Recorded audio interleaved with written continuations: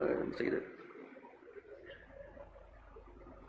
മാന്യരെ 2020-21 വർഷങ്ങളിൽ ഞാൻ കാളികാവ് വാഫി PG ക്യാമ്പസിൽ മുദരിസായിരിക്കെ സ്റ്റാഫ് മീറ്റിംഗിൽ വെച്ച് ഹക്കീം ഫൈദി ഇങ്ങനെ സംസാരിക്കുകയുണ്ടായി: ഇപ്പോഴത്തെ സമസ്ത പ്രസിഡന്റിനെ നമ്മൾ പുറത്താക്കും, സമസ്തയെ നമ്മൾ കൊണ്ടുപോകും.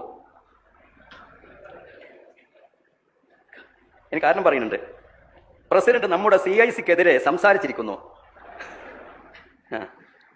അയാൾക്ക് 0 വില മാത്രമേ ഉള്ളൂ. അയാൾ പറഞ്ഞതാണ്.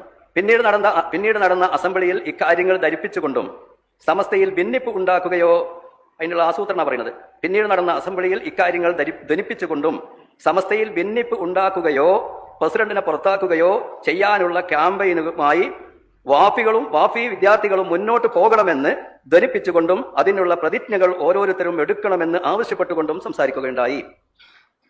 അപ്പൊ സമസ്തക്ക് ഇതിലൊന്നും ചെയ്യണില്ല എന്നാണ് പറയുന്നത്. വാഫികൾ പ്രതിജ്ഞ എടുക്കണം, അവിടുത്തെ പഠിക്കുന്ന പഠിതാക്കൾ പ്രതിജ്ഞ എടുക്കണം.